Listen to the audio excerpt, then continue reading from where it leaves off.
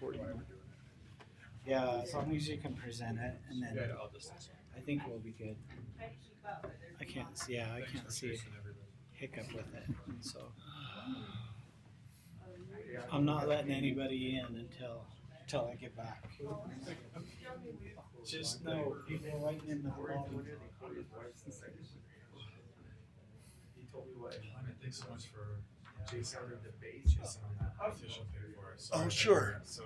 I was out for a few days, and so when I got back in, yeah. Denies providing a service, and the county has to let us do our own service. Why does it have to go through all that Right, stuff? right. We're doing it again. Can't be spot on. What you did, spot on. No, I mean, they can say that, but then you'll be forced to do it because you either let the resident do it or the county has to do it. I know, it didn't make sense. I'm chasing a grad. Yeah. Renee, is that why you needed the centerpieces Oh, good. for your thing you're doing? Okay. So she got her. She had ordered all these like red bead things, so you can put the bases in between them. And so Okay, good. yesterday, Sunday, she was they didn't come. I don't think they're gonna be here Monday. Yeah. So we went out and cut those valves, Okay. you know. Well, yeah, early. hopefully we can get all that done for you today. And then Today. guess what showed up at 2:00 after we All day until he shows the up. beads. So she does have them. They're really pretty. If you decide, well, you could do both if you want. If you want any color. Oh yeah. They're pretty because you can do anything. But she does have the it's all like a circle, and then you can put all the candle things right in between it. But they are pretty, huh? Oh heck yes.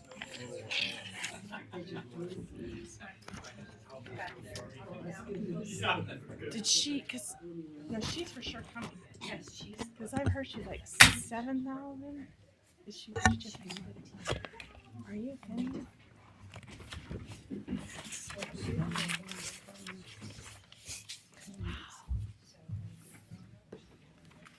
I know. I'm putting on my calendar so I can come Give me down. one But I've got to stick it. Mark is the page. Oh, okay. Just wait for Mark if he can. Exactly. 3 minutes, please. Uh-huh. Thank you. Okay, we're on the page.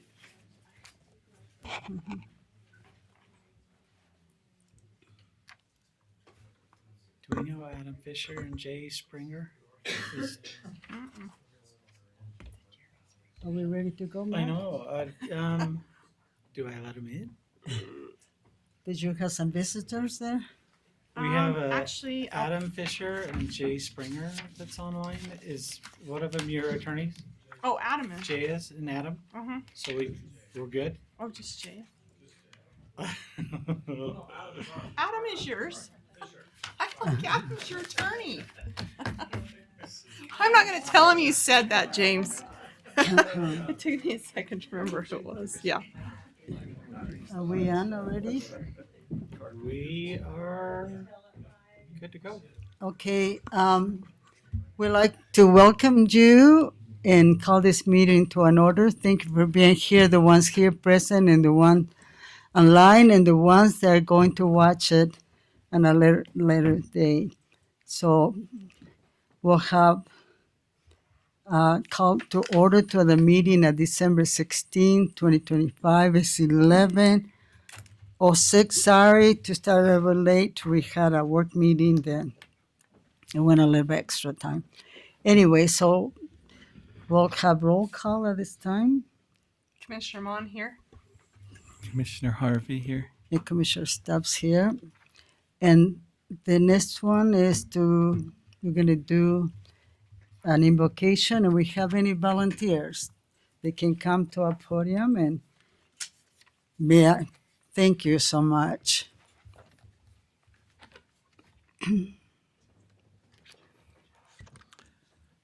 Our Father in heaven, we bow in humility before thee and give thee thanks for the blessings that we enjoy in this land. We're grateful for the freedoms that we enjoy and pray that they can be maintained.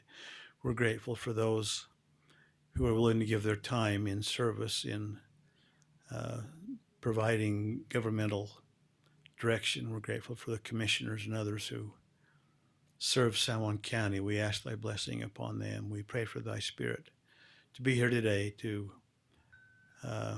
guide the decisions and discussions as they go forth, that those things that will be discussed and decided upon will promote freedom in our land and promote good lives for the people of San Juan County. We give thee thanks for our blessings in the name of Jesus Christ. Amen.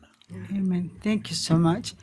We'll ask for to stand up to the pledge. And Chance, you want to do it? Sure. I pledge Allegiance to the flag of the United States of America and to the republic for which stands one nation under God, indivisible, with liberty and justice for all.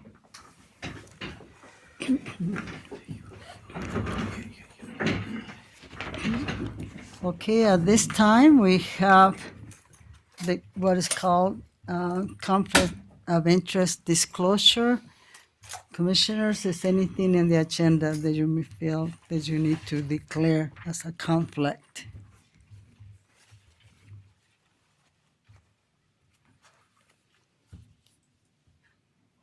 This is Commissioner Harvey. I have no conflict on our agenda today.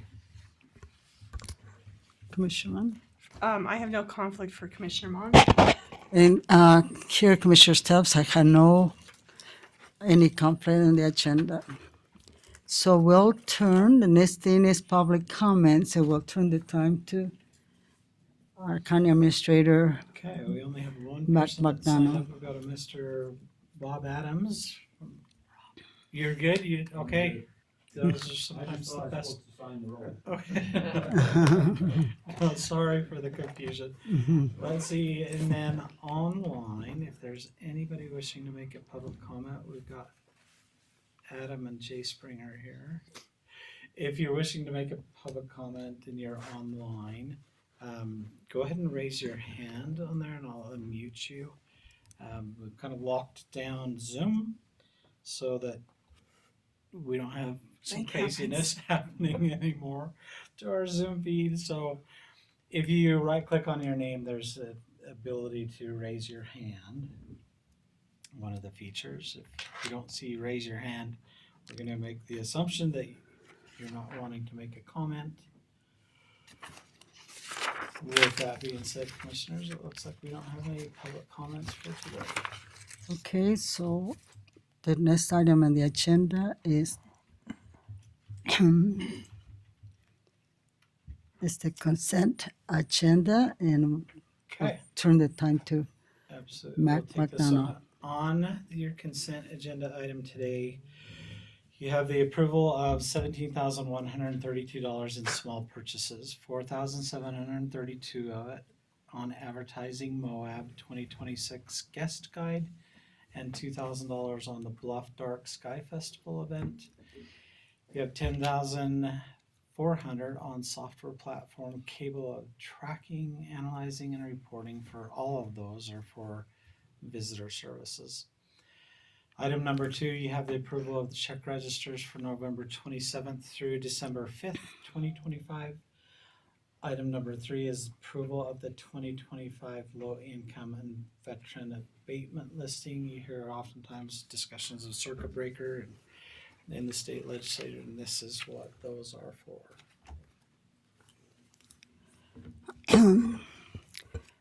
Okay, I just have one comment on the software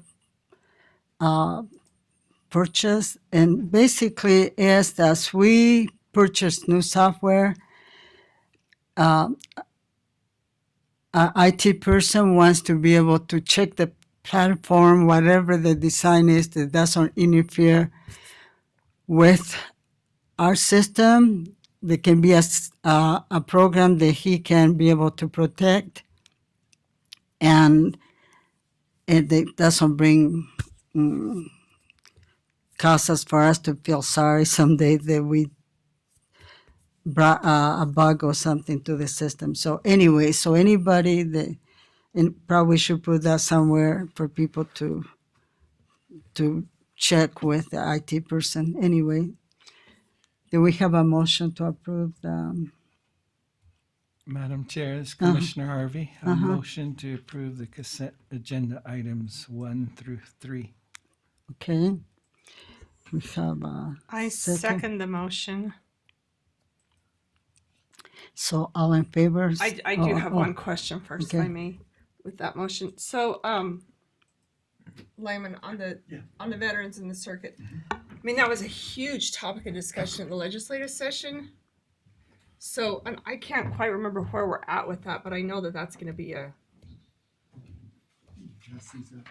This is what each veteran will fill out when they or and then this is For what the new one? the low income individuals will fill out. And there's a difference, number of questions and what is being asked. Thank you.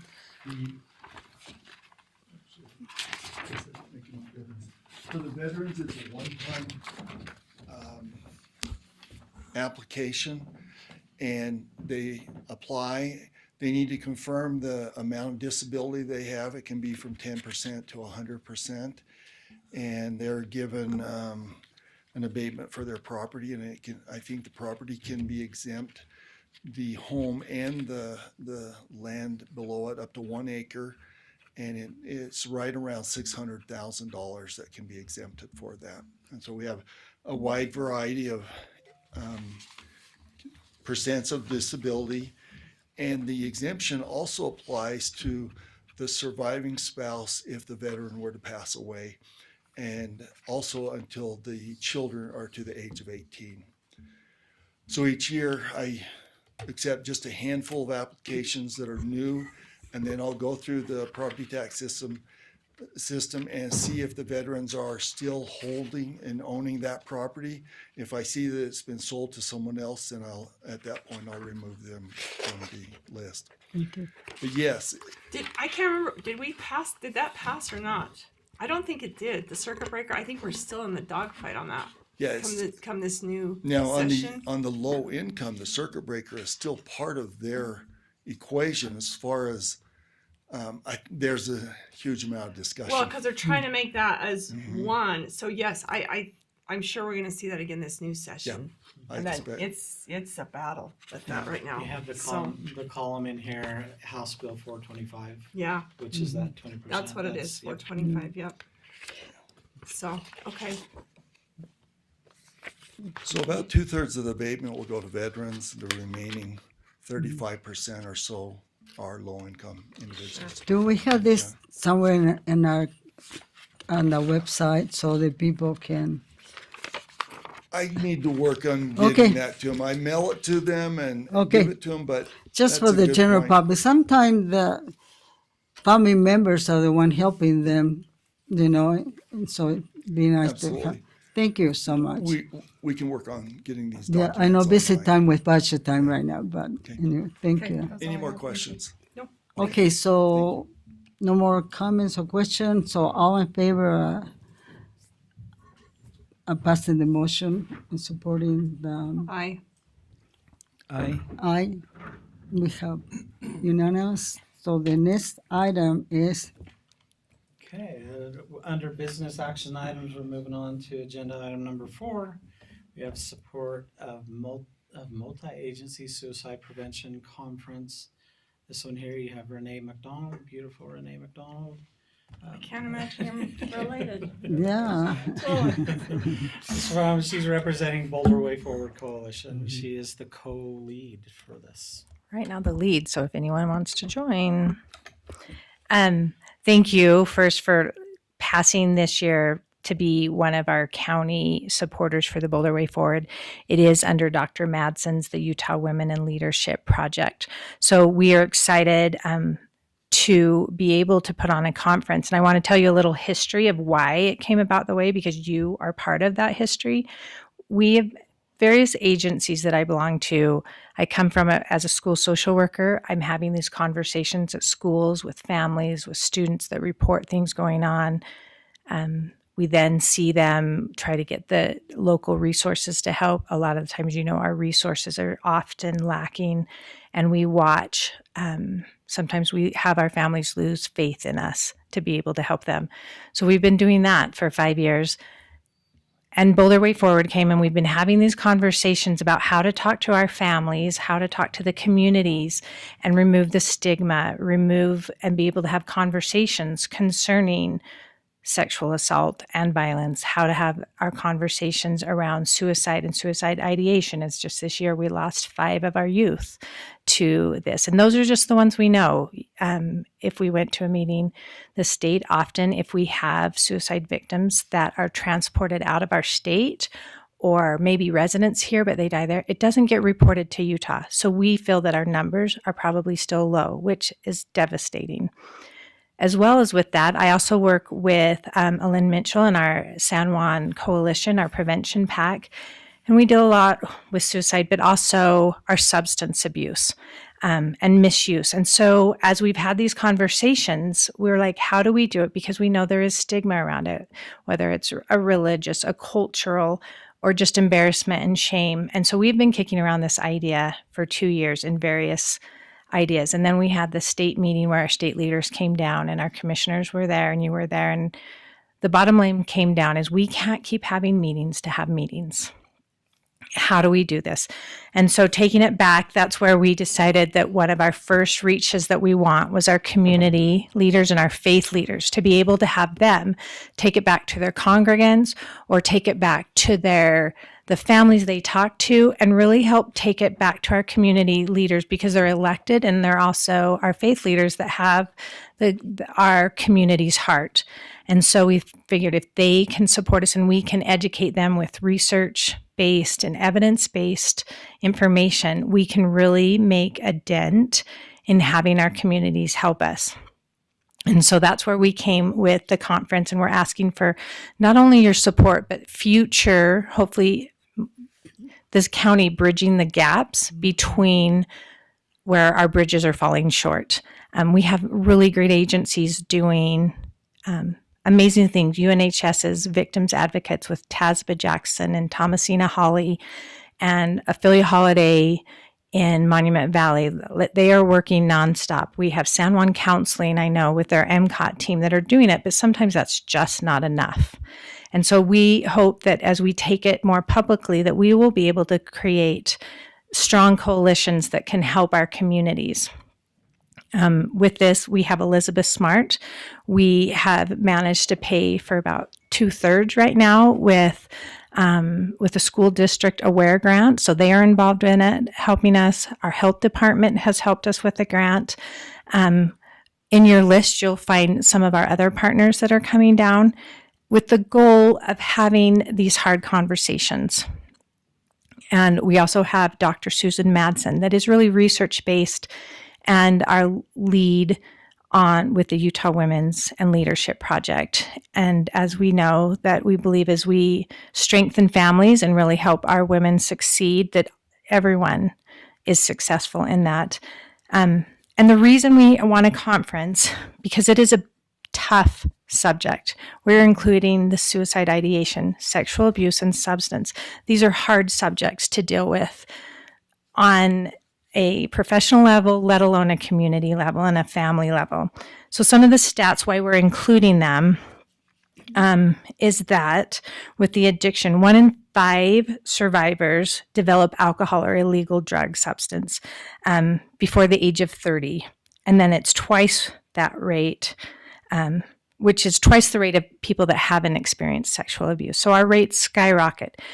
In that, though, and it's an egg and a chicken, sometimes sexual abuse happens because there's a high rate already of substance abuse. More than 40% of sexual abuse involves alcohol, and there's so many numbers swimming in my head. And then 16% involve drugs. So it's a round robin. Sexual abuse can cause suicide ideation and substance abuse, but also substance abuse can create problematic and risky behavior that create our suicide. We know that survivors of sexual assault are 3 times higher at committing suicide before before the age, oh my gosh, I just forgot. I think it's 25 about then. And then as they age, it keeps doubling. Their attempts keep happening if we can't get the help to them and have these conversations at young ages.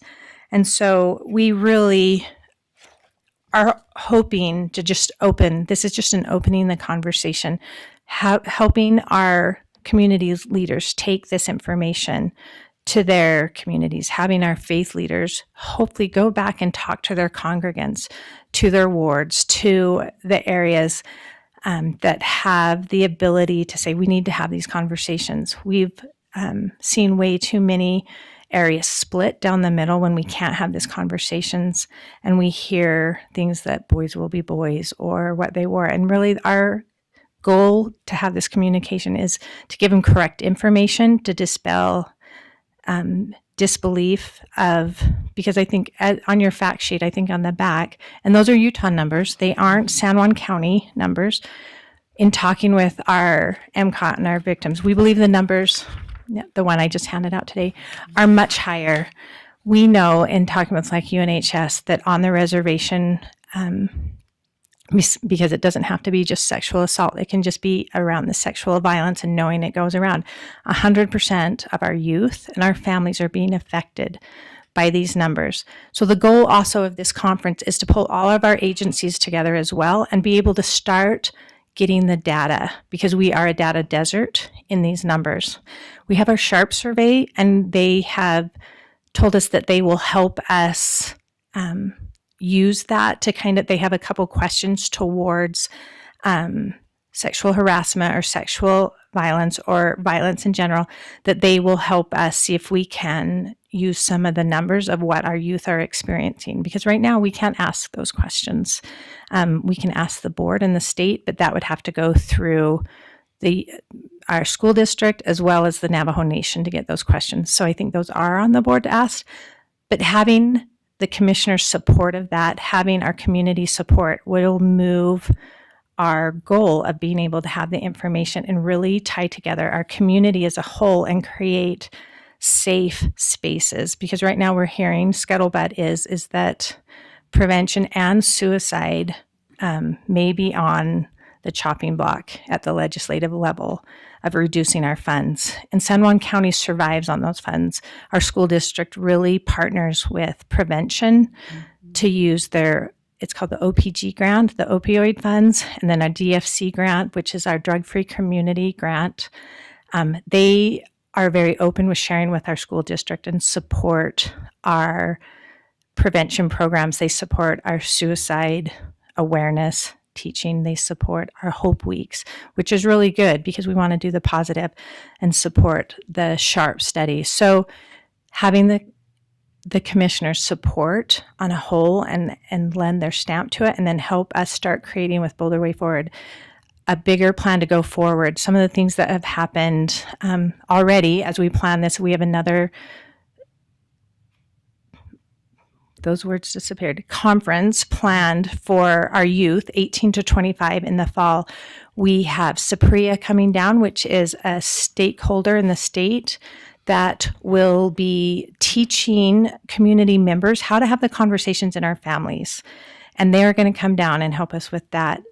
And that precludes the district has been mandated by legislators to teach sexual harassment and these boundary classes, but they didn't allocate any money. It has not yet been come down for us because money is already tight. So with that, we hope that the more support we get in our community, the better our numbers will be for support of these classes and support of our SHARP study that really helps take a temperature of our kids and what they're experiencing. And we are finding that they are a good measure for what is going on in the community, whether it's protective or risk factors.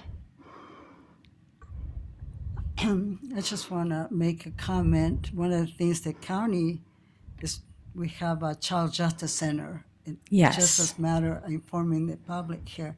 A child justice center is something, a gift that was given to us, I think, as a county. Normally, if it's an abuse of a child by an adult or by a child, we used to go to Grand County. and then they video the child once, and they ask question, whatever, and then the police, anybody involved, come and watch the video. And so we are in the process of, we have a center trying to build a new one, which is good. And in the beginning, we were talking about this, and they were hesitant to say, well, we were not sure if we want to hear. And Mac, we used to sit in every time we went up north and with Commissioner Adam, and the person that facilitated this for us to have, we're in the talk, and we were thinking that maybe we didn't want it.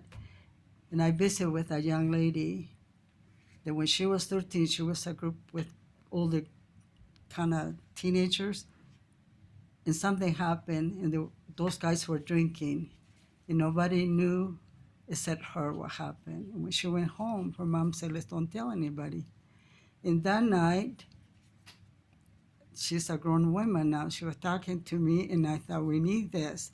And there's another component, and I think we need to figure out how we can bring all this group together. I was Commissioner Harvey, and I don't know if Commissioner Mann was there when we were talking about suicide, and there was something that Commissioner Harvey speared up the meeting, and it was amazing connection, the abuse and people that working, they had lived in our community, they came as a visitor, they had youth, they had experienced that depression, what had happened to them. And also, I think there's other area of suicide that we need to bring into part.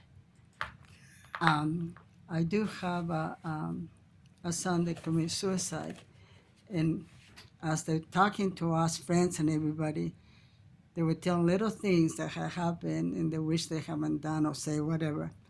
Sometimes we have coworkers, we work among people, we have neighbors, we have friends, and we don't know what is the straw that's going to break the camel's back. And I think somehow we need to be more mindful of people and not be the one that. So I think there's lots of things for us to be able to help, and I support what you do. I think we need to all be educated, teachers, everybody, when we start noticing some things that something is not right. Yes. And so Thank you for bringing that up. It is important to know more than 80% of victims will not report until they're adults, which gives us a very long time that creates generational trauma. We are working with our Robert and the CJC. We are also trying to work with Elizabeth to do a benefit the night before. I don't know how far we've gotten on that. We've tried to explain, and you're already here, so we have asked her to perhaps create a fundraiser for us, for the CJC particularly, to bridge those gaps that we are facing. I know they're working on that. Yes, and so we hope that this conference is not just to help the survivors find resources. That is indeed, because we will have tables there and our communities that support survivors, but it also really is upstream prevention to create the conversation long before it is ever needed. And so that, like you said, the teachers, our families will see these signs if they happen, but they also prevent and to have that conversation with our youth that may perpetrate, because a majority of first-time offenders are youth, and they don't do it because they're sexual deviants, right? They do it for curious, or they do it because of other risk factors that are involved.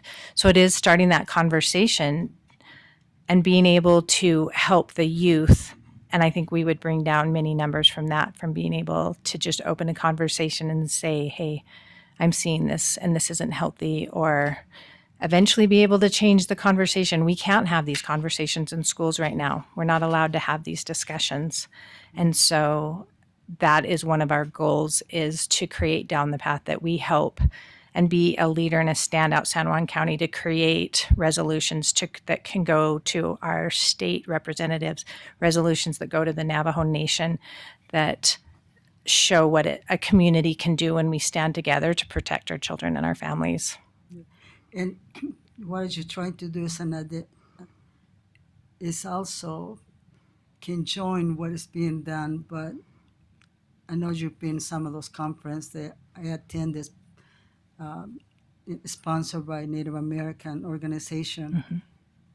And they're amazing. They're amazing because they're talking about subject that they were not allowed to talk.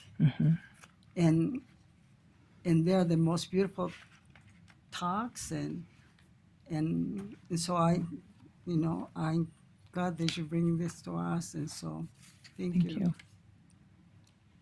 So Yeah. how can we help other than just say we So support? this one here, you're just making a motion to support, and Okay. that adds the county's logo. Did you need a letter from us? We would love a letter Yeah. of support. Okay. Because as of now, right now, we have taken it as far because we asked prevention to help support, and they were unable to at this time because they felt like the political heat of the moment would endanger the substance abuse. But we do have support later from the DFC that, again, we're leading out that this is an innovative to tie these together. So if we don't have the complete conversation of why we're seeing substance abuse, why we're seeing suicide, so having your support is good. And moving forward, we have asked our mental health authority, San Juan Counseling, for help. We whether it's in kind or monetary. And then moving forward, that we start having closer conversations, continuing the meeting to create what does healing look like in San Juan County? What does upstream prevention in these 3 areas look like, and to get stronger support in those areas?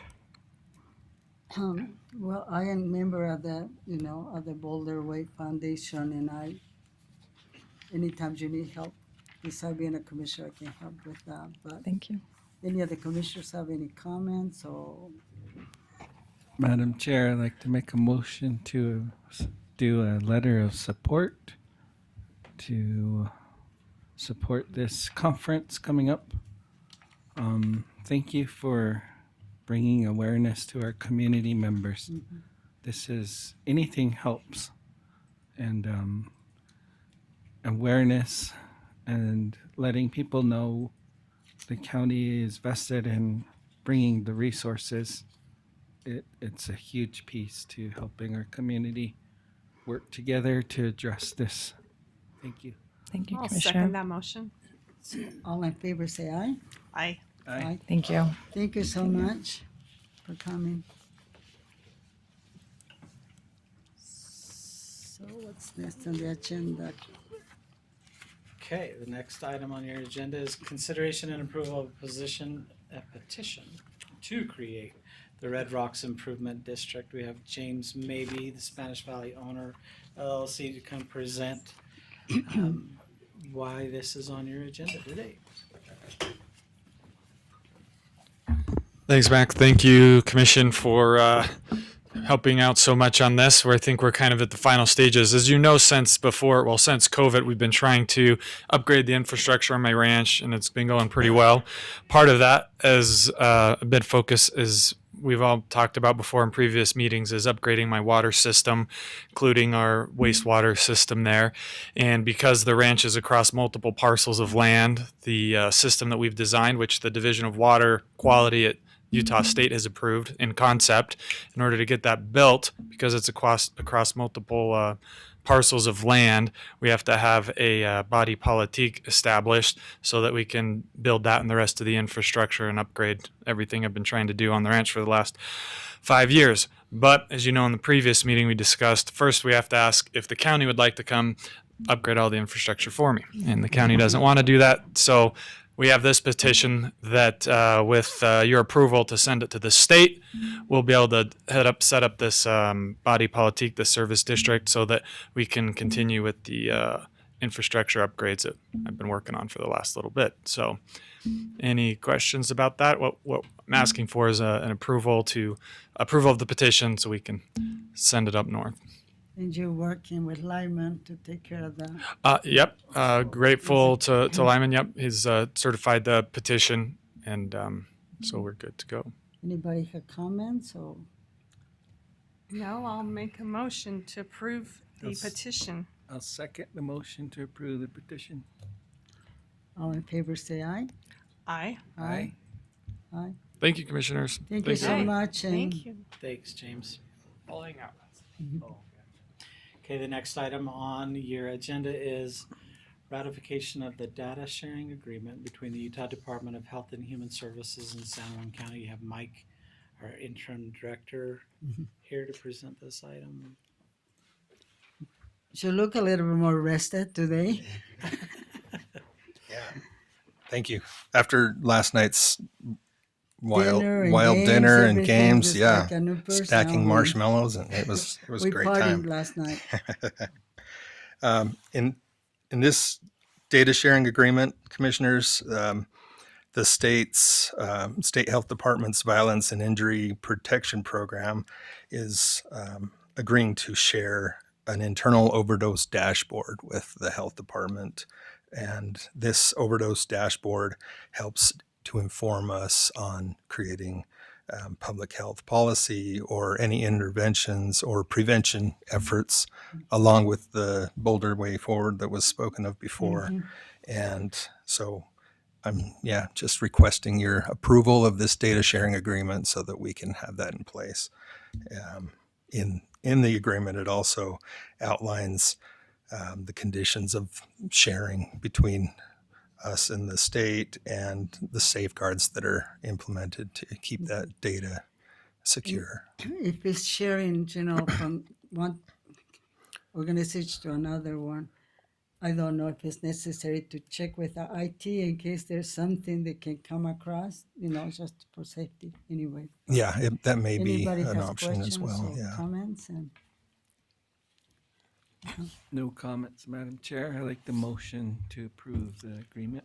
all in favor, say aye. I'll second it. All in favor, say aye. Aye. Aye. Aye. Motion passes. Thank Thank you. you. Thank you, commissioners. He's doing extra work. He's an interim person while we're waiting for the real person. So he is the real person, but they just The need, other real person. they just need another real person. Oh, Okay, this one is a consideration approval for the Allstate insurance switch to Guardian benefits. Sorry for the language on the agenda. We have Tranner here. He presented at last commission meeting. And then we brought it in today as a business action item for your final approval. okay. So yeah, we presented last commission meeting. We are needing signatures on the Guardian contract and the termination to the Allstate benefit Okay. letter. Any questions? Yeah, motion. Motion to approve. All in favor, say aye. I'll second that. Sorry. I gotta second. All in favor, say aye. Aye. Aye. Aye. Thank you, commissioners. He's the party maker. That's the reason he's tired. He's been working hard to do the party. You did a good job last Did a night. great job. Getting everything all together. Host, MC, you did good. Anyway, item number 8. Still in court. Yeah, he had a court appointment, so Okay. either pass it or do you know it, Jen? I'm not familiar with it. I think we gotta wait. Table it? We have people No, here I- waiting for it. Or So, just I we'll think hold just off until hold off, cause I know he until he told can us he get had an here. appointment. do you think he'll come? Yeah, as soon as He's he's Okay, coming. we'll just move We'll just move to the forward. next item. Let's see this next one. It was his as well. Jens, can you do this one? Item Bluff number Cemetery. 9. Do you want me to text him? This one here is the Would you like me to text him? Ordinance. See if he's close? No. amendment We- to the addressing. I know he had 2 court cases he had to take care of.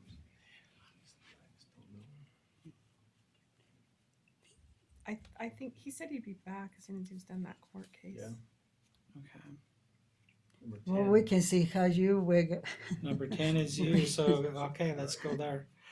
Um, So item number 10 is consideration and approval of the management of the Bluff Cemetery and the cross access easement agreement between the town of Bluff, Bluff Cemetery District, the Hole in the Rock Foundation, and San Juan County. We got Jen's here. That's a mouthful.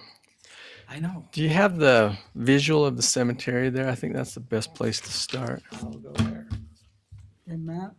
This has been a long year on that.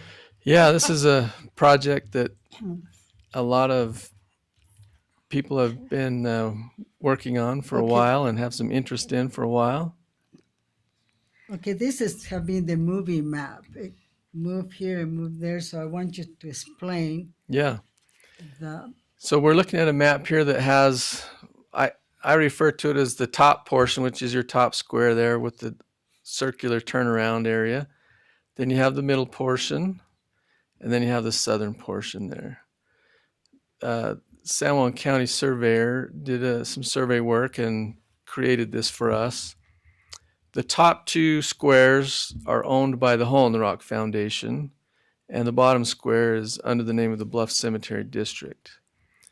There are 4 groups that we feel have an interest in this property and what happens with it. And those are, as Mac already said, the Town of Bluff, Bluff Cemetery District, the Hole in the Rock Foundation, and then the county. And so what we've done is gotten everyone together, and we've got this agreement. And what this agreement does is really it brings into practice, or it creates a legal status for what's been happening in practice, really, for the last several years. The bottom square and the middle square have essentially been managed and overseen by the Hole in the Rock Foundation, even though the Hole in the Rock Foundation doesn't really own the bottom square. The top square, if you look at the top to the west of the circular turnaround, there's an area there on the west.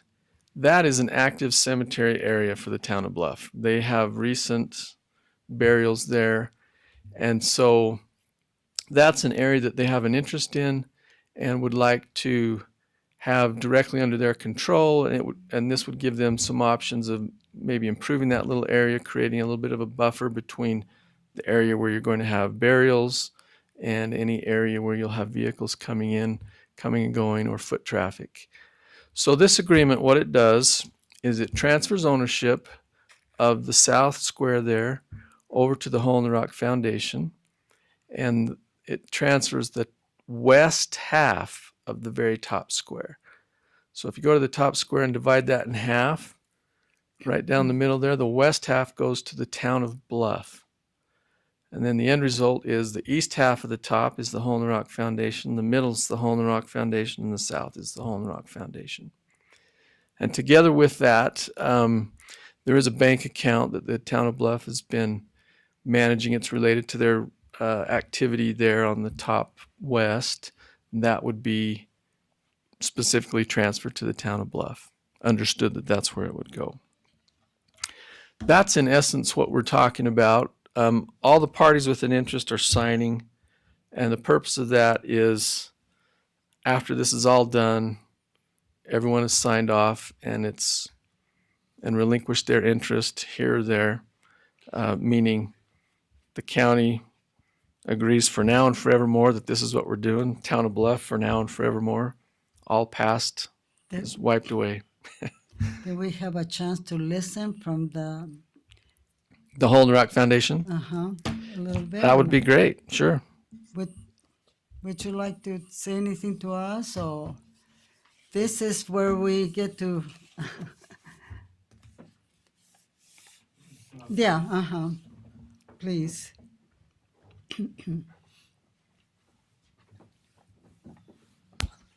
Well, as was mentioned, this is what's been happening historically. The Hole in the Rock Foundation has managed the entire Pioneer section of the cemetery, even though we didn't own that bottom piece.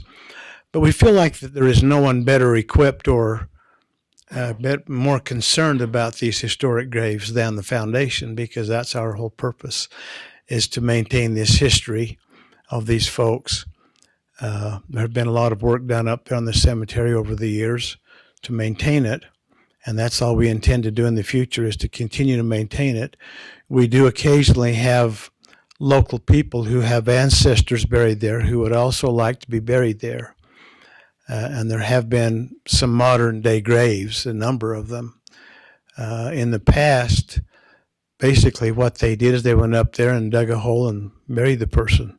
And they didn't ever get permission from anyone to do that. It was just done.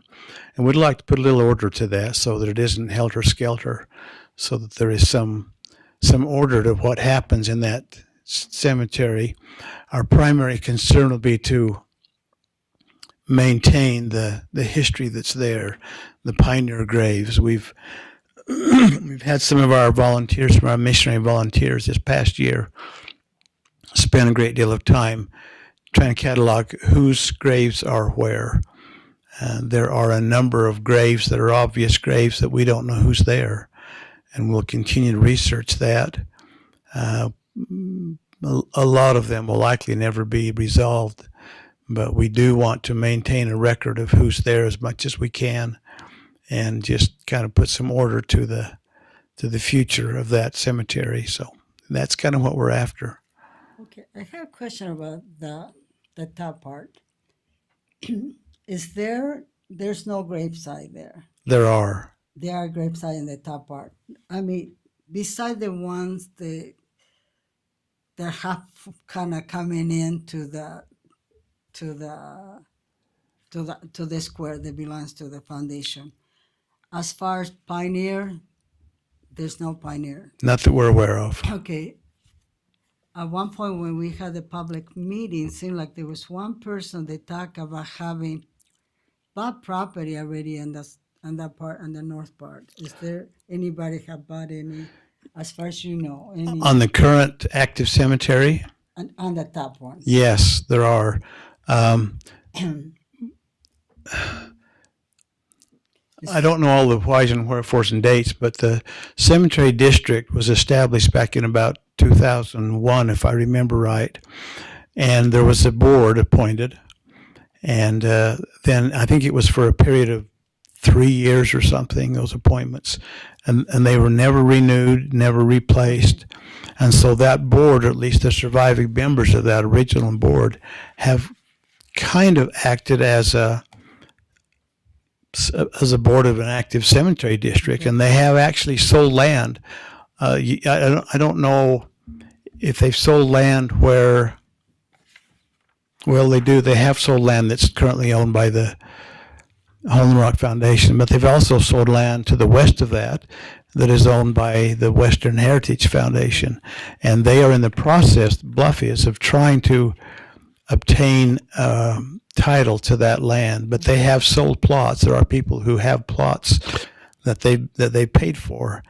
Although the district didn't own that land, they sold it anyway. But the Western Heritage Foundation, I understand, has agreed to deed some of that land to the Bluff Cemetery District, the new district that they're just establishing. So this is the question. So you had to agree together. So they don't come back someday in 20 years asking us, I probably won't be here in 20 years, asking what was decided here. So we have good records. Do you feel there is, and I wish that we can have the mayor, I'm sure the mayor's here too, maybe. I know that she was very, very interested in finalizing all this before her term is over. And she had been a good partner in the decision. And one of the things I request is that if we can, she had lots of records that she got through. She knows she had communicated with lots of people.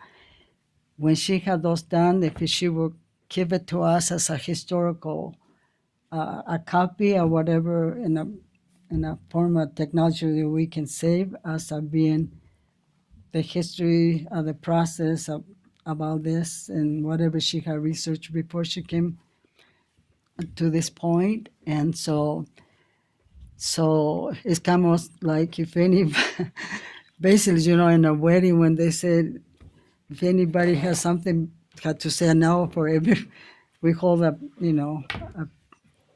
a piece, I guess. But I'm glad that we got to this point because for a little while it was kind of a little bit confusing, but now we are here and I'm happy and I hope that both parties and all the parties involved they feel like this is a good thing and we have read what are we gonna approve and sign today. So I think all four of the entities that Jens mentioned have reviewed the agreement and are in agreement that it's what we want to do. I think there's no opposition from anyone that I'm aware of, so I think it'll be a good thing. and as a kind of a historian a little bit, I'm so glad that Attorney Chance is part of this big celebration. He's making somebody very happy. It's a great great grandfather who was Jen's whatever the and you have ancestors there too. So, anyways, thank you. Thank you. We appreciate your support, commissioners. Let me just finish a couple things here. So the result of this is kind of, as you alluded to, it forevermore resolves the issue. Everybody's releasing claims from the past, claims from the future, for the future, and the mayor of Bluff is on board with this. They are planning to approve this agreement on Thursday at a meeting. Okay. And we did walk the cemetery and went through everything, and she explained where this active portion is on the west of the top square. So what this really does is I really think it makes everybody that's involved quite happy because they have the portion that they're most concerned about under their control. The agreement has, access for everyone. All those little details are covered. Doesn't cost the county any money. Doesn't cost the town of Bluff any money, really. We're just kind of solidifying things. The history of this is, as we've dug into it, can get a little complicated. You can get out in the weeds with it. So having all parties sign kind of takes care of, we think, all those issues, I think, as best we can. So the foundation, I think, is excited. As our patriarch said, their concern is the historic site there, and they are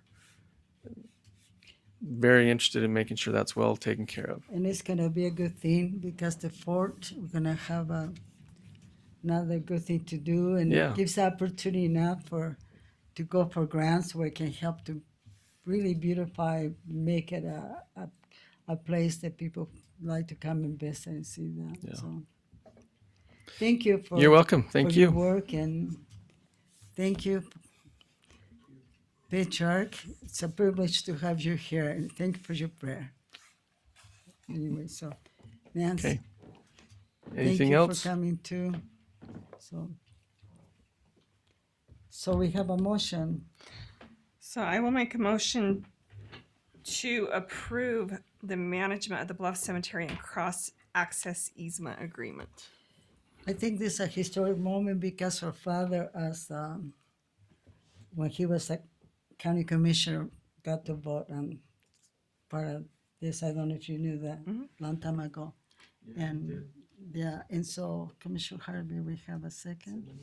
Madam Chair, I'll second the motion to approve the management of the Bluff Cemetery. All in favor, say aye. Aye. Aye. Aye. The motion passes. Thank you. Item number 8, we're going back a couple. So the next one is consideration and approval of the amendment to the employment agreement between San Juan County and Craig Halls, Utah State Bar. This one is Mitch to present this one.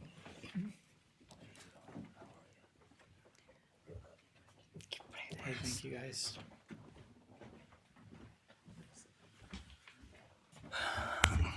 Back.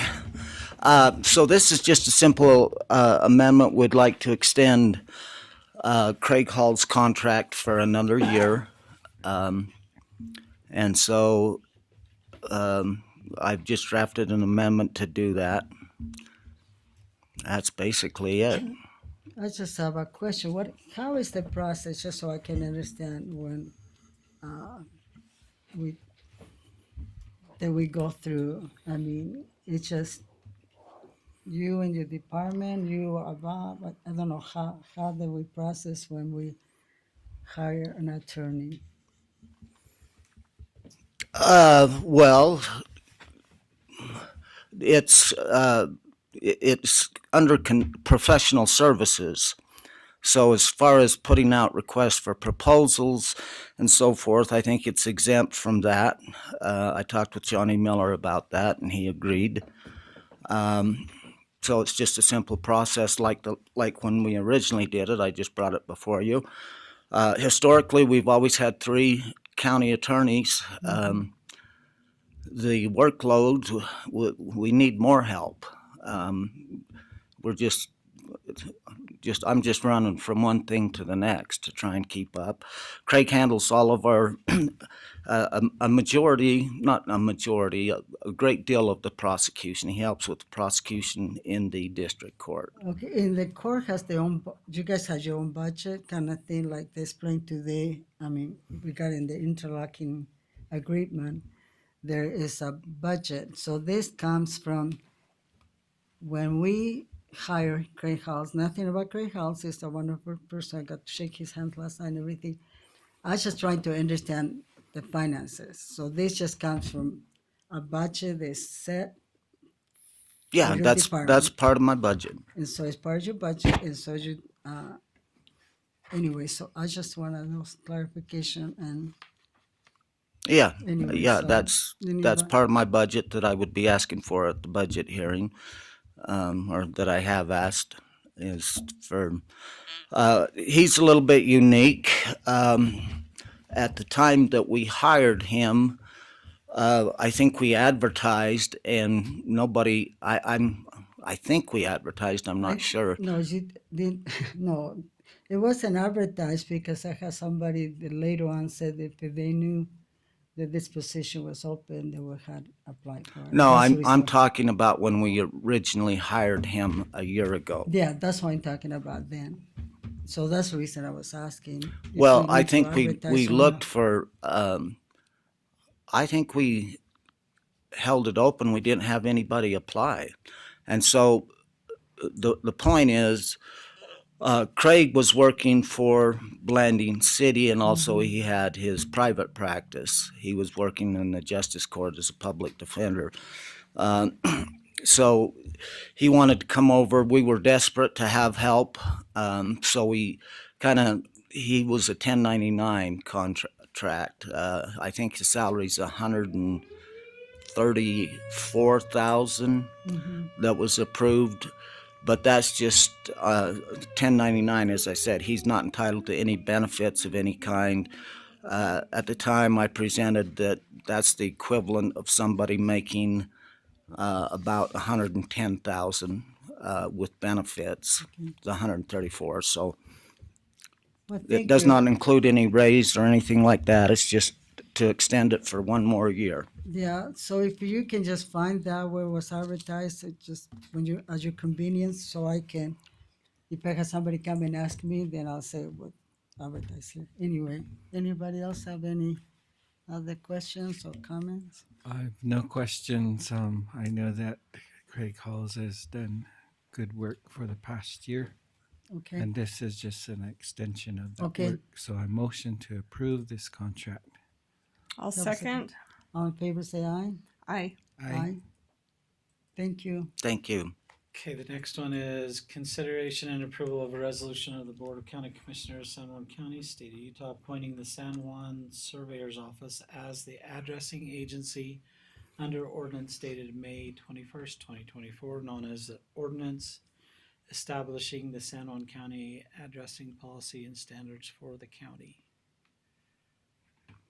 Yeah, so that's just a resolution to appoint the surveyor's office as the addressing agency. They're the best equipped to do that.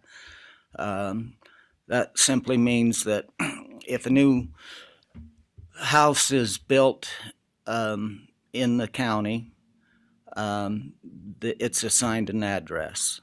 and those addresses are there's a rhyme and a reason to how they do that. I don't understand it. But anyway, this is just appointing the surveyor's office to be in charge of that. So, can you explain to me the process again? Who appointed? Is this required from you as a attorney to be the one that appoint that position? Or what's the process? Or No. comes from the state or how? This came from the surveyor's office. It came from, I'm not sure if it was Devlin or, was it Devlin? Is the address? Yeah, yeah. So he brought it to my attention, asked for help in getting it approved by the commission. I'm the one, he needed it drafted, so I drafted the resolution, had him review it. It looked fine to him, so I put it on the agenda for you guys to approve. So, so everybody that needed to be involved was involved in that Yes. decision? I don't know who else would need to be involved. Okay, whoever's over, is that a department? No, it's an okay. elected office. Okay, Kind of the history behind this, and this makes sense in practice, where originally addressing was done in the assessor's office, okay. and it was done poorly. If poorly is a good word to say. And so the commission, upon hearing all the addressing problems, migrated the addressing component to the surveyor's office. And the surveyor at the time, we had the surveyor, Cantrell. yes, Sam Cantrell. He was the surveyor at the time. He says, "Okay, I'll take this on in my office so we can fix it," because they were running into problems as well. So the commissioners, we had created the ordinance in the addressing process, but the state requires that the surveyor's office be designated as that office that does addressing for the county. So all this, Devin, he brought it up to me. He's like, "Man, we're gonna have to make some amendments or do something to get it into the structure so that everybody knows that in concrete form, the surveyor's office is the one that we point to for Yeah, addressing here." and this is good. This is a good thing. I don't know if you're familiar with House Bill 300. This kind of passed and it's still kind of been, it's really affect a south part of the county. Now, in order to vote, a person had to have physical addresses.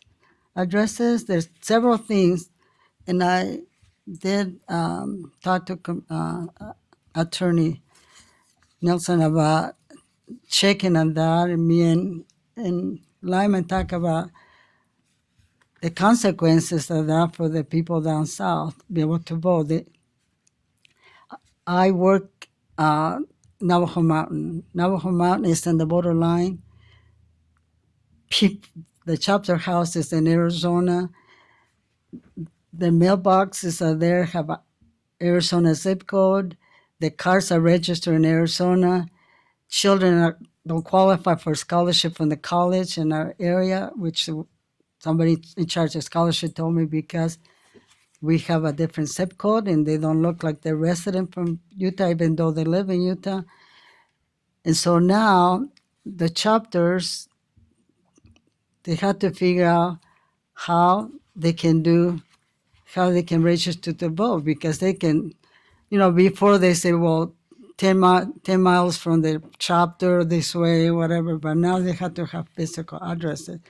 And that is going to affect the people in my area. Maybe I don't know, Commissioner Harvey, are there more inland there? Not, there probably is a chapter where they go across Arizona, whatever, but it is very concerning for that. And I think, and even former students, they have retired back to the reservation, approaching me. There's many physical addresses, because guess what? They like to shop on Amazon. So they order on Amazon, they have to go pick it up in Cortez or Farmington. What is the point, Or the package is just left in the middle of nowhere. So I think it's very, very important that we having somebody that can take care of physical addresses. It will be a big beneficial all around for even for ambulance and for, they have the Google code that they use, but sometimes I don't know if they will accept that. I don't know what you guys, Lyman probably have a little bit more about that we can talk about it, but Yeah, we've been receiving plus codes for some time, and we have actually given a request to the Navajo Nation if they'll share their addressing data with us. And so that it hasn't come to realization yet, but the request is there, and there's a lot of parties that are interested in to yeah. have that happen. So Anyway, we'll see where it thank goes. you. Well, That's I just a think that I agree because even that affects my office because a lot of times we get defendants and their address is 3.4 miles west of this certain road. But I think it would be a big endeavor and it needs to be done to get down on the reservation and assign all of those houses with an address. Mhm.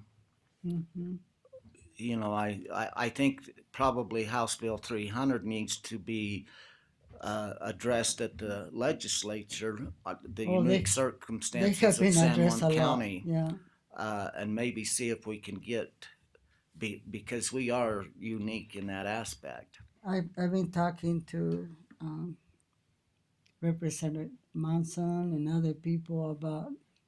Yeah, so fight it up there, but and also see if there's some grants that might be available to hire somebody to go down and because I think it would be a lot of foot traffic and footwork going from place to place and figuring out an address system. But anyway, Thank you. We have contacted MC Baldwin at Navajo Nation Addressing Authority concerning a potential data sharing agreement with San Juan County for these plus codes. yeah, And so, They do have their own department, like Lyman had Yeah. mentioned, that they're trying to address the whole entire Navajo Nation, and Yeah. so I'm That sure would- we'll that be would be last good. on the list, but I was Because in a it's affecting presentation. them, the Yeah, population a lot, so. yeah, I was in a presentation at Red Mesa. I think Commissioner Harvey attended a meeting on roads, and before our meeting, you had the Navajo Nation addressing team there talking to the Red Mesa chapter at the time, and so. Well, thank you. I just asked question because I don't know answers okay. and So so we need to make a motion for Yes. this. Okay, we have any more questions or Um, comments? motion to approve the resolution that appoints the surveyor's office as the addressing agency. I'll second the motion. All in favor, say aye. Aye. Aye. The resolution passes. Thank you so much for your time. Okay, going back down to item number 11, you have consideration and approval of a resolution setting the term and rotation of the chair and vice chair of the Board of San Juan County Commission for the year of 2026. Can I have the floor for a minute, a second, I guess? When Commissioner Harvey became a chair, he volunteered. And I want to volunteer to be the chair this time because through most of the year was a confusion whether it was a legal position or not. And it came the end between the end of October and November when I had not listened just to people around me and said, yeah, it passed or not passed. I went and did the research that did pass as a draft. And I don't know why they did it that way, but the former commissioner did pass, and they gave allowed trying to think, the policy and procedure passed and during commission meetings. So it is a formal document. And so up to that point, I felt like I wasn't a chair. And sometimes I thought, I signed in all these documents and I hope they're okay. So because of that reason, I would like to have opportunity to serve this coming year, since I didn't have the opportunity to truly be in the chair for until the last basic 2 months. So I just wanted to say that and leave it the rest to the commission people to decide. Thank you. Madam Chair, if I might have some time, I'd like to begin by saying thank you for your leadership this past year, because I respect your efforts in moving towards helping our meetings and our administration and our employees try to organize and, as you always say, remain unified. And right now, the title of our resolution has the term rotation in it. And I think that I had my experience as a chair. Now that you had your experience as a chair, we need to continue to provide opportunities for others to have the same experiences you and I have had. And I like this idea that we rotate because it allows us to each have this opportunity to work closely with the administration and to also manage meetings as they come. And again, with my deep appreciation, thank you. With that being said, Madam Chair, I'd like to make a motion to have our newest Commissioner Mon be the next chair for this upcoming year. As we're rotating, I would like to give her the opportunity to become the next chairwoman. That would be my request. I guess thank you for the opportunity of me serving for 2 months. And so I entertain the motion, and I don't know how we go. So I will the vote. second that motion, and I would also like to, since we are on a rotation and Commissioner Harvey has been out of leadership for the last year, I propose that we appoint him as the vice chair for the commission. Anyway, so any comments? Any other comments? So much the motion have been said, and so all in favor? Aye. Aye. And I also say aye in the name of unity, and I will continue to serve to the best of my ability, and I, like I say, I appreciate for the opportunity. I truly feel like I was the chairman for 2 months, and I would thank you very much. And I do echo Commissioner Harvey's sentiment, and thank you for serving and working for the benefit of us all. Thank you. Anyway, so Okay, the next item on your agenda is consideration and approval. Let me make sure I get this right on my paperwork, sorry. Just gonna go right up to the top. Okay. number 12. Item number 12, consideration and approval of an ordinance adopting the regular scheduled county meetings for the 2026 annual meeting schedule pursuant to section 52-4-202 of Utah Code. Okay. So essentially, we keep on the same schedule. Next year, we've got to adopt an ordinance with this in so that we can advertise it in the paper. And so obviously it's December now. This is technically your final meeting that was scheduled in this order.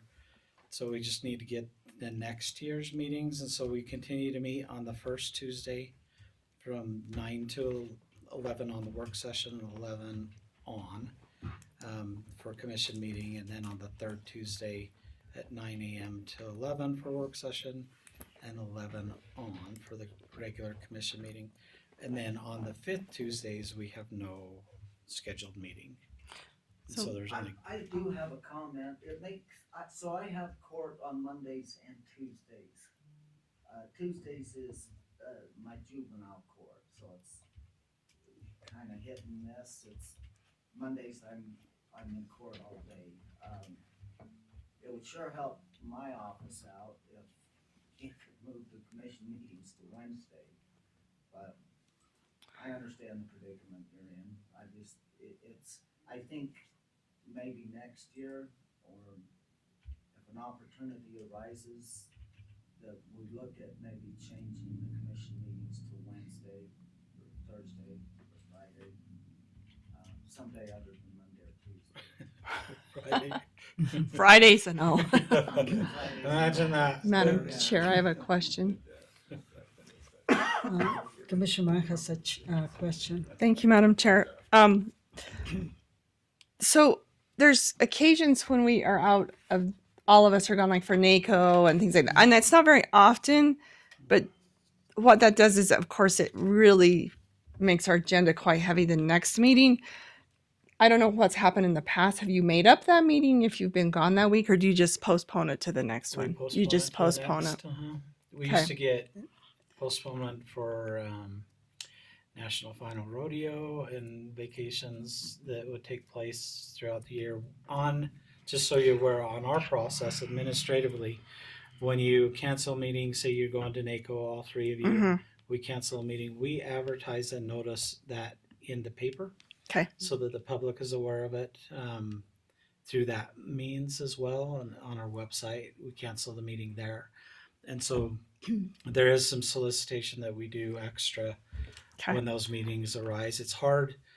We don't know NACO's schedule of when they place conferences. And so it's really, that's true. It's really kind of hard to guess when And they're it going to seems be. like Tuesday works. We have a visit from Garfield County. Which day did you guys have your commission meetings? Tuesday. Yeah, pretty Most much it's everybody's on everybody Tuesday Tuesday, across the and it state. makes it easy to, for the state or committees who are in for them to schedule. And so we will be changing something for, I don't know. The only struggle I see with a Wednesday is that when we hit legislative session and we travel on Wednesday, and especially in the winter, that's the only. Well, You're just gonna have to make Jens come. I think Tuesdays are fine, but I just need you Yeah. to know that it does cause a problem with my schedule. Sure. Okay, all we need here is a motion to either adopt the ordinance or change this. So I'll make a motion to adopt the ordinance for this county commission schedule for 2026. I'll second that motion to approve the regularly scheduled county meetings for next year, 2026. If we don't have any more comments or questions on the schedule, I will entertain a motion. All in favor? There's a motion and a Aye. second. So Lori made the motion, or Commissioner Mon, sorry. It's okay. Made the motion, and Commissioner Harvey seconded. Anyway, so all in favor say aye. Aye. Aye. The motion passes. Okay. The next one on here is consideration and approval of an ordinance 2025-0. Did we have to go to a board of equalization? We just stay there. We do. further. Yes, that's further down. So we're on item 13 right now. And so this one is the Data Privacy Program in compliance with Utah Government's Data Privacy Act. You've seen this before.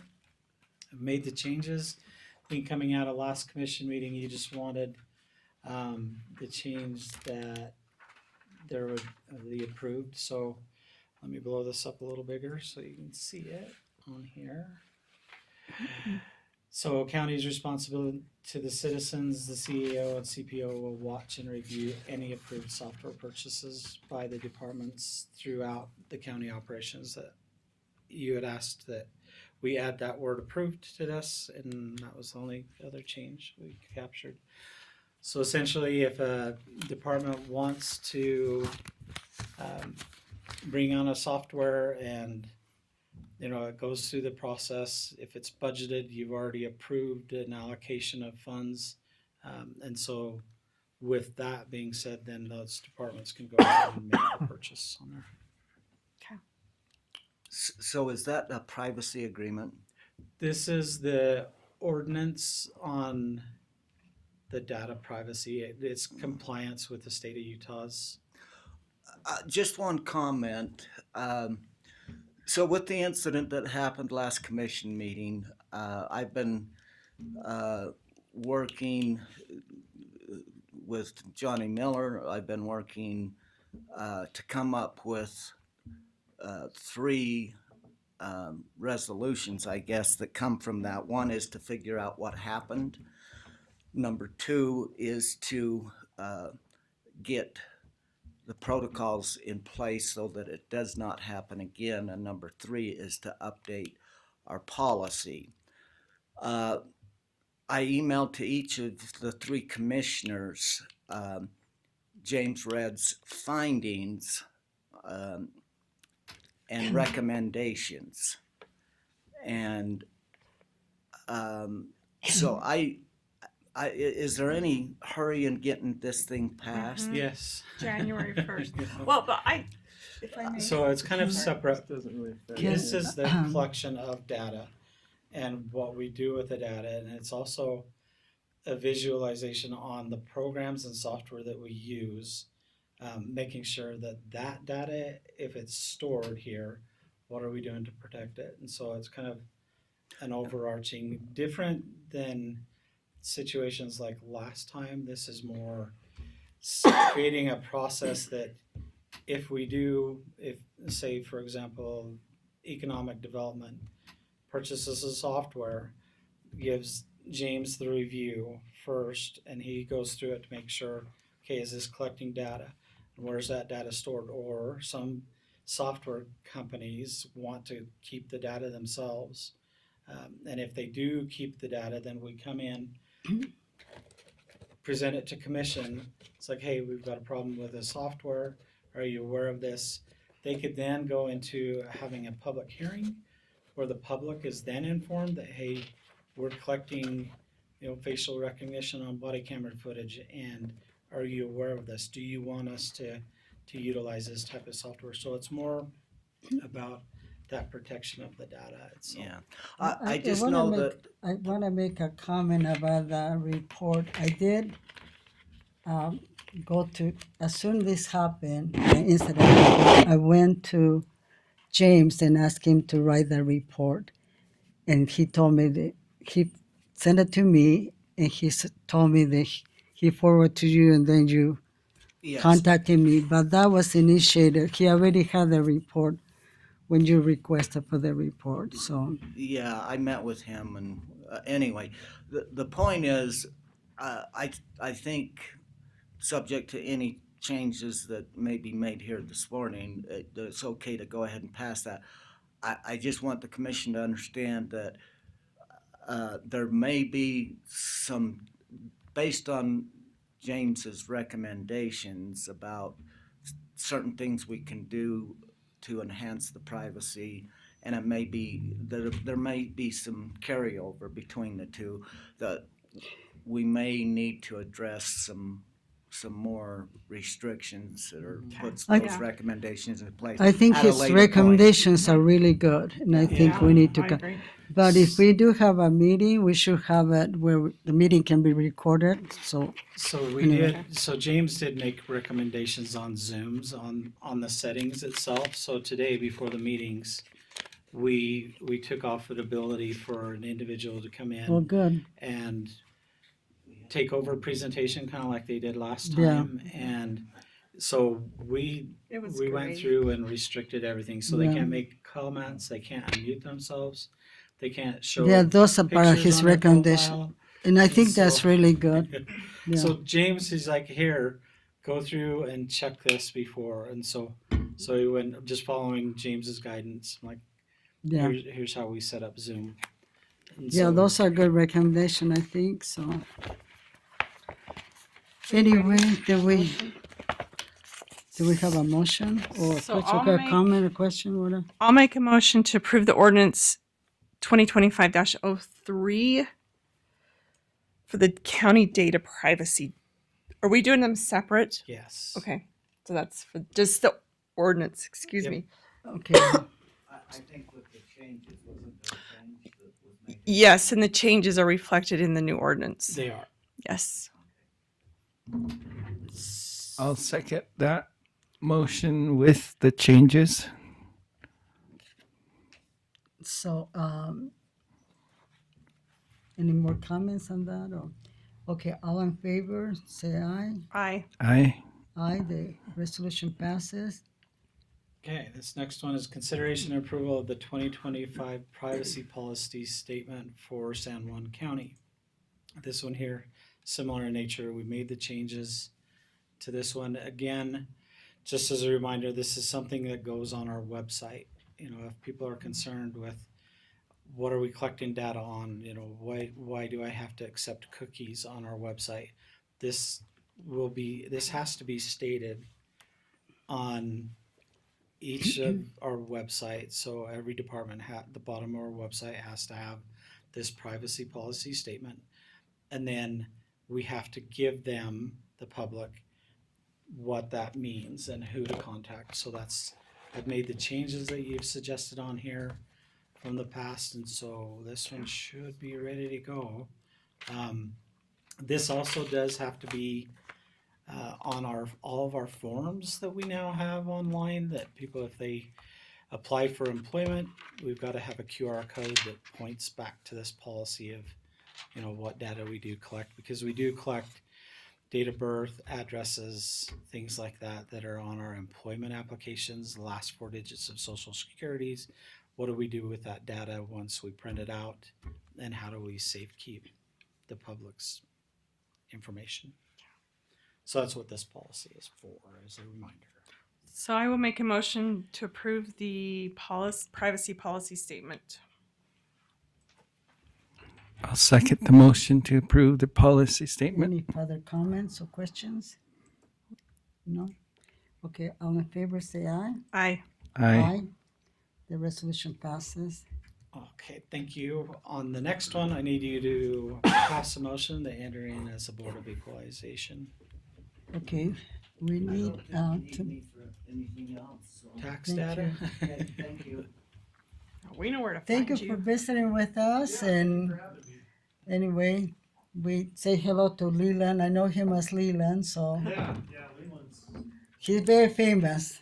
He is. Yeah, he represents us well. Yeah, thank you, and good luck to you. I appreciate it. Can I give you guys something? Yeah, Sure. So, Just money. just like I said, I know I'm in the incumbent's backyard, but I thought it was important for me to come out and just introduce myself. thank you. But yeah, I'm running for the State House. Okay. Oh, okay. Thank you. and just Thank you so looking much. to win the state convention. Thank you there's so the much. issues. That's a little bit about me, but thanks for having me. It was Well, thank pleasure you to come for out and listen. being willing to serve. It's not an easy thing. No, I appreciate you. Thank so you. much. Thank you so much. Okay, we need a motion to enter the board equalization. I think we did a motion. No, I'm going to motion, Madam Chair, to go into Board of Equalization. I'll second the motion. All in favor, say aye. Aye. Aye. The motion passes. Okay, you're now in Board of Equalization. Ooh, let's see. Let me me see if I can zoom in. Did Brian and James need to leave? No? Okay. No, just get to stay, okay. Good afternoon. Yeah, go get lunch. I just Get kidding. us lunch. You're okay, I guess. During the last few months, starting in August, we began the Board of Equalization process, and which consists of myself as clerk of the Board of Equalization. And I also have access to COINS, which is the property tax system, and also access to MCAT, which is a system that the state's bringing in as we speak. And so with the, there were some main factors that occurred in the Board of Equalization this year. One was the fire that went through LaSalle. Numerous properties were destroyed from complete burning of the cabin or outbuildings or trees or even bridges. A few bridges next to cabins were burned, and so it caused a lot of damage there. Also, the appraisers had gone through Spanish Valley and had raised some home prices, and so there was a number of applications that I received for a hearing with the hearing officer regarding the appraisals there. And so I've listed them all here. And if you look on the very last page, the difference was $44,961,000, and that's a lot. But if you look to the bottom of, let me see it. Is it the last page, just right above the 44,961,000 I mentioned? If you go up about 7 or 8 lines, you'll see Mid-American Pipe, and this is centrally assessed property, and which means the state assesses it, where we use appraisers and Rick's office to appraise properties around here. So they appraised it at a 33.7 million decline, which is probably good considering the histories we have had with Mid-American Pipeline, is that we've always been coming in above their valuations, and so now we have to work our process down to If you remember in their pay some of settlement, that debt. that part of that settlement agreement was fixing that assessed value for 2025. Well, and I think too, I think it's important that the state and UAC is finally looking to having a conversation about centrally assessed, and especially the part where they allow companies like this to self-report, and then when they sell, and that's I think the conversation we need to have at the state is when you self-report to the state tax commission. The state tax commission needs to hold their feet to the fire and say, that's what you self-report on. You can't go and change just because you don't like what the county came in at, because it throws you into a yo-yo with your counties. And so I'm so happy that all 29 counties have joined with UAC to finally say, you know what, we're going to do something about this finally, because it kills our in counties. Our meeting at UAC with the State Tax Commission, centrally assessed individuals, we said, basically, you're killing us. Well, it is. You know, we need better UAC is really good to us. Yeah. And one of the things we need to do is support it. And, you know, like, there's certain things that people, certain counties that we're not going to participate in this and this and that. The only reason they can give us good deals is because it's the power of everybody joining in. Right. So I think anything that comes before us from UAC, we need to support it, because they are working extra. It's harder. The last 2 years, I know that the legislature is a lot hard for UAC to, they're earning their money. They are just great advocates for the county. And when you have, you know, things like attorney fee, like we can have extra attorney to help us, especially when they talk about how busy we are here. They can help us small thing. I think we need to support that for $10,000. I think it's a worth thing. We need to do that. We have not done that yet. So we had a lot of properties, and most of them went from, we had some listed as residential, which means you get the 45% discount on your property, and the 1 acre underneath that or less, depending on the lot size. And then we had some with secondary homes that they were living in, said that there was really residential. And so we had to go back and forth through a lot of that. And so hopefully it's clean. And I wanted to just show you one other item. Go to the 5th column over. on the front page, or actually any page. And so we have the date, the parcel, textual name, district, user. And I did this report from September 1, which was actually we hadn't entered any into the system. And part of the report with the State Tax Commission 18 months ago or so was that I do the adjustments. And so, as you know, it's solid all the way through. My username's listed there, and I wanted it to be. And I also did a run for any other usernames, didn't find any. So that was important. Good. So any questions you have for me regarding it would be nice if it was the other way, going up 40 plus million, but for this group, this go around, it went down. So we had a fire and a few other things happen. We appreciate your report and appreciate all you do. Glad to help. Thank you so much. And Okay, we do need a motion as the Board of Equalization to approve these. If you're we have a If you're in motion approval. to, So I will make a motion to approve the proposed 2025 Board of Equalization adjustments. adjustments. That's the word I need. Thank you. Madam Chair, I'll second that motion to approve. all in favor, say aye. I Aye. The motion passes. Okay, now we need a motion to enter in as Board of Commissioners or to exit. Okay, we Board need, of Equalization, one of them. we need a motion to, Motion to exit the Board of Equalization so we can get back to our commission meeting agenda. I'll second the motion. all in favor, say aye. I Aye. And so the motion passes. Okay, the next item on your agenda is the commission reports. Who wants to start? whatever you want. Commissioner Harvey, you want to start? Sure.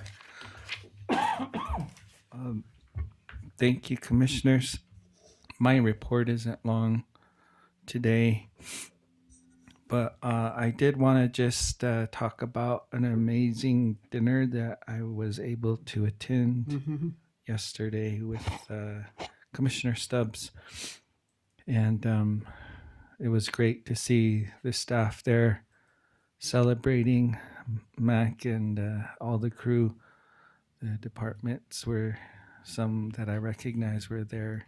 Had a great dinner, and so it's just a wonderful way to recognize the staff and their hard work and kind of wrapping up the year with a celebration. So everyone looks like they got some good prizes, and yeah, good job to Tranner, HR department, and his crew. I'm sure Mac was part of that as well. But Madam Chair, I just want to recognize you because you're always there for the staff. You know, you make sure you're part of that. And thank you for your presence. When we're not able to make it, you're always committed to being there, present in person, just as a way to show that this commission cares and respects and honors the work that they do. So just thank you for doing that. And I know you're going to continue to do that, whether or not you're asked or not. So thank you for presenting us well. And the other item I just wanted to report on is I missed the commission meeting that was scheduled in Mexican Water Chapter. I caught this nasty cold that just floored me when I came. But I'm sure we'll be back on the agenda in January. Currently, I think the chapters have been talking about the opportunity to hear from the state about the water rights settlement, because you just have to remember that this past year, there was the very first year that the new elected tribal officials have been in office. So there was that turnaround. And so these new groups that are in their first year are not familiar with the details that we've been accustomed to. And so they are expressing a deep interest in having the state come before them to be familiar with not only the release of funding, where it's going, but what phase of the water settlement rights for Navajo the state is currently at. So I think the meeting, there is a talk about having a special meeting in January, and it's going to be through the Navajo Utah Commission requesting Utah Division of Indian Affairs to bring down Utah, the representatives of all the agencies who are familiar with the water rights settlement. So I imagine that would be the Utah Attorney General's office, who was working or has been currently working with the water rights settlement. The Division of Water Resources, I'm not sure how well they're connected. And yeah, and whomever else. And just, I think my work, Commissioner Stubbs, Madam Chairwoman, who's going to be next year, Mon, that would be of value, I think, for the tribal leaders south. What I recognize is that the tribe is not in direct communication with the state. The tribe presented in the November Navajo Utah Commission meeting, which I was present for, and they were using Indian Health Service tables and Indian Health Service timelines. And I know that some of the Utah leaders were saying there's been changes that we've been working with the state. Why aren't those changes present in your tribal information? And so I think there's just been a disconnect, and I imagine it's not due to communication, but the turnaround, the turnover of new elected officials that aren't familiar. So if we can take that role in helping the tribal leaders down south get the state and the tribe to connect and to do the orientation, again, it'll only strengthen getting that water right settlement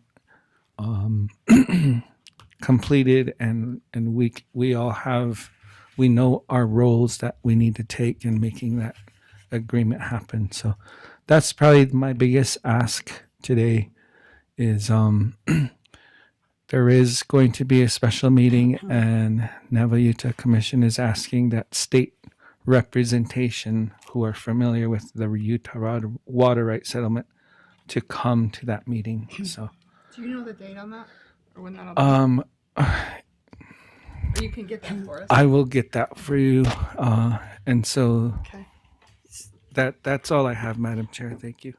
Thank you. One of the things that we have conflict sometimes is going to two of us being in those meetings at the same time, and that's kind of makes it hard. They can turn to be able to attend those meetings.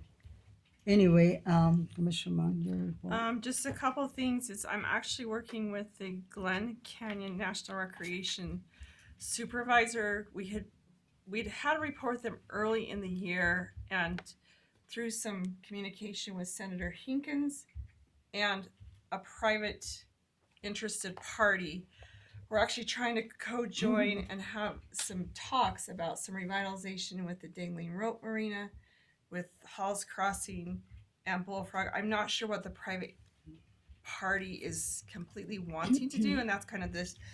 The private party is also having had talks with Senator Lee's office and also Congresswoman Malloy's. So we are supposed to meet to kind of start figuring out what is it everybody wants and what we can and cannot do. down there. But you know, I did speak with this supervisor at Glen Canyon and just talked about.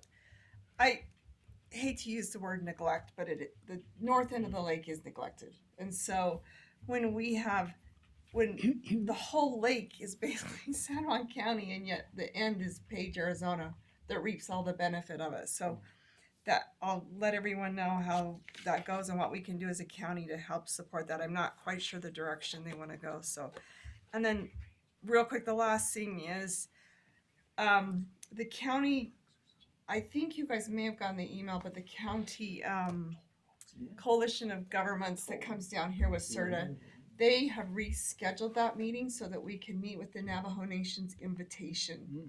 So I think you should see that, or it should be in your email. So I've RSVP'd to the Navajo Nation, and they were kind enough to reschedule that so that we could all be there at that invitation that they sent out in January. So that's kind of it for me right now.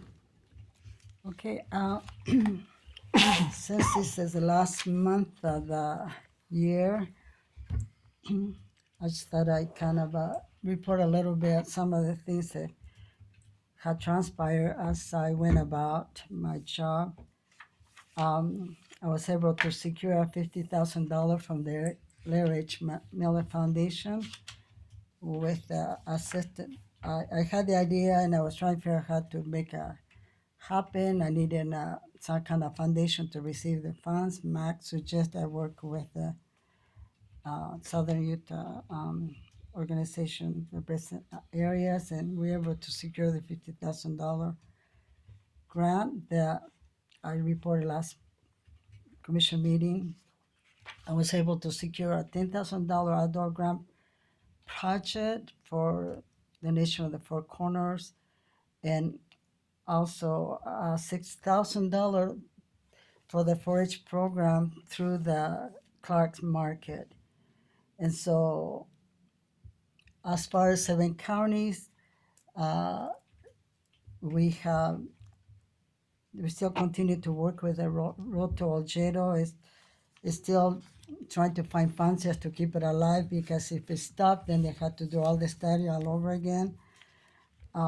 There is a project going. The water project that the 7 counties had, it was terminated, but in the meantime, because of the good job the engineers did in visiting the Navajo Nation, I told them that it takes more than one time for them to trust you and consider you friends, and they are reaching out to them now, and they want to work with the engineers of facilitating the water. And Halchita was one project that we want to so bad to make it happen, and so far it hasn't happened. So that was good news. The other good news is the resolution that we passed here regarding I introduced regarding the fire and for the Forest Service to keep the prevention fires by updating and upgrading their forestry.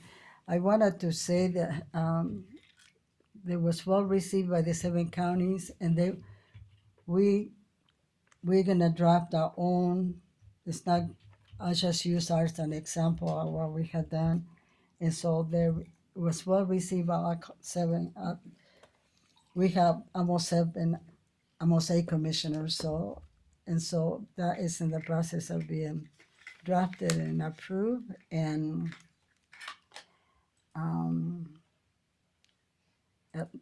last time we had Thanksgiving party, there was 2 or 3 members of and they happened to be from your area. They had concern about the water rights that we have, the funds that can end up Window Rock, and they didn't like the idea because they feel like that money was designated for the state of Utah. So that's one concern I have. I continue to work and visit with Mr. Johnson from your area. He is the person that came over here and talked about he lost his home to the tornado. And so I did also visit with, regarding that situation with Navajo Trust Fund, and there's some concern there. I emailed him and he called me back and we talked, and I thank him for coming over here and so we can meet him. Anyway, so that is still ongoing. He's still, at that time, his wife was very sick at the hospital. He said he wasn't home. He had been spending time at the hospital. And so, anyway, so that is some of the things. I still continue to work with the senior center, and I was working in the Olchero Senior Center, and the resolution passed, but because I do not understand the system, that resolution was called back, and so it was kind of disappointing in some way for the people, and so hopefully they'll figure out that, and then within the Navajo Mountain Senior Center, they're making good improvements there. Navajo Health System has helped them. And the problem with that is they're having backup sewage to the cooking area. And it's kind of hard for them to get service because they're so far away. And plus, where did you dispose the matter after? So it's getting to where things are getting fixed, and it would be nice to see the center finish being remodeled, and they're in the process of doing that. And so I just want to thank you for the opportunity of having your chair, and I'm not going to stop at work. I had never, at this time, my housing is a big thing for me, and I have spent lots of time, and I continue to spend time because I am over community development, working with Talia and other people.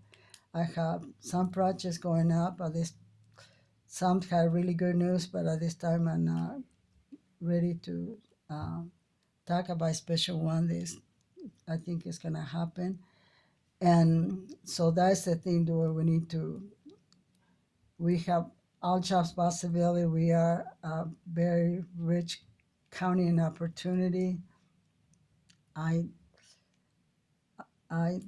started the college when there was just 2 buildings, and when I left, I had added 2 other buildings, and so I know that I have it in me to keep working and serving the people. To me, that's the most important thing, is to have unity among our workers. And last night, it was an amazing thing, and seeing the people and serving the people, and that's why I'm here, just to serve them, and not I have no personal agenda, and so I'll continue to do that and support whatever you guys need. But I also I'll continue to find ways where I can help and look for ways to bring funds to help our community, because we are in need of help in the area. The Blonding, I have part of your area that I serve, and part of Commissioner Harvey that I serve there, and I'm helping everybody there. So thank you so much for the opportunity to have this, and wish you the best. And